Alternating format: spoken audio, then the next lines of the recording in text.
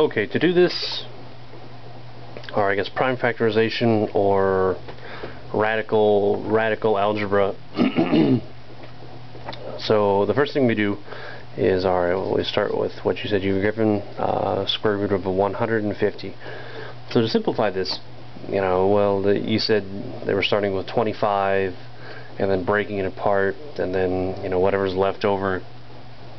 I suppose you can do that if you understand the logic behind it and if it's intuitive to you, but that's not how I started. So here's the way I would work one, knowing nothing about the number or just trying to do it by hand. So fundamentally we have 150, and the way that we start breaking it up to work with the radical is we start splitting up into the smallest possible pieces we can. So okay, we have 150. What's an easy one to break out of it? The first one would be 2. Okay, so we have a 2 and then 75. Okay, well then 75 obviously breaks in a number of pieces. One that jumps out at me is a 3 or a 5. We'll go with 3. 3's an easy one. Okay, so 3 and then 25, and then splits. Okay, so we're going to split this one apart. So 25, we got 5 and then a 5. So basically our prime factorization is 2 times 3 times 5 times 5, and that will all equal 150. So the next thing we do is, so we have square root of 150, so that's going to equal the square root of all of these numbers. 2 times 3 times 5 times 5.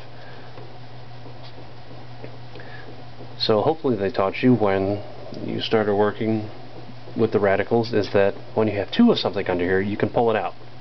Meaning, if we have square root of 25, this is equal to just 5.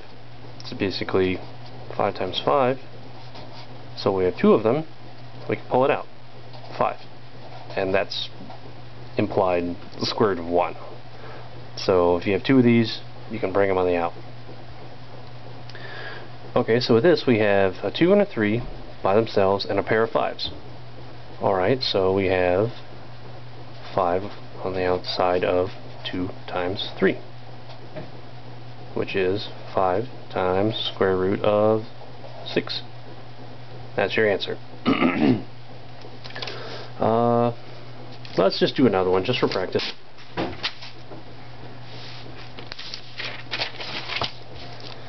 Okay, line this up.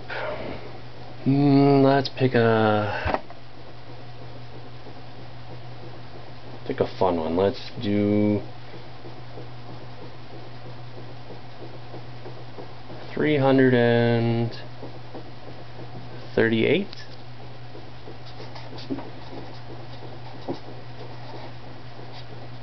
Let's see if let me just double check my math here.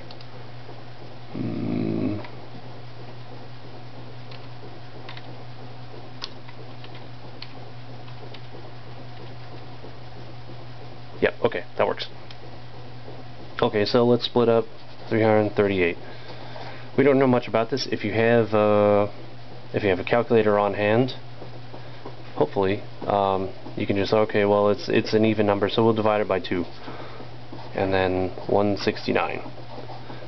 169 is one of those, you might not come across it very often, but that's the square root of 13. So we have a 2, a 13, and a 13. So this is equal to square root of 2 times 13 times 13. Therefore, got the pair of them, 13 square root of 2.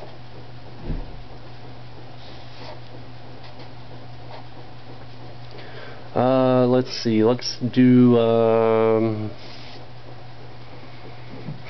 square root of, we'll try square root of 60. Okay, so 60.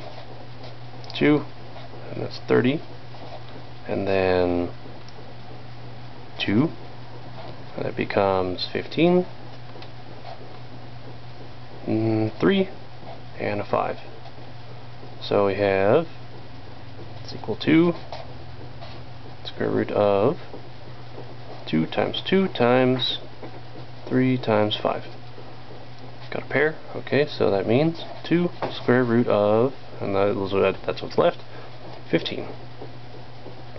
So that's your answer. So the order really doesn't matter of what you're doing. So if I go forward a page, we'll work square root of 60 again.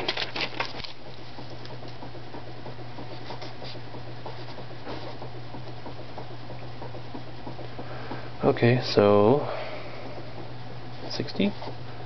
So he didn't start with 2. Say you started with 3. Okay, 20. And then that's 5. And this becomes 4. And then 2, 2. Therefore, square root of 60 is equal to square root of 3 times 5 times 2 times 2. 2 square root of 3 times 5, or it's equal to 2 square root of 15. So the answer is going to be the same. So here, 2 square root of 15, and we just happen to do it in a different order. The order you do it does not matter at all. All that really matters is you get these into the smallest pieces you can. And then once you have all of these, you can look at what you have pairs of and then bring them out by themselves. That's all there really is to it. The order doesn't matter. I mean, the one you started with had a 25. It doesn't matter if you have a 25. Or if you didn't see the 25 there because 25 is 5 squared, it doesn't matter. Break it up into the primes, and then it all falls out and you can see it piece by piece and work it.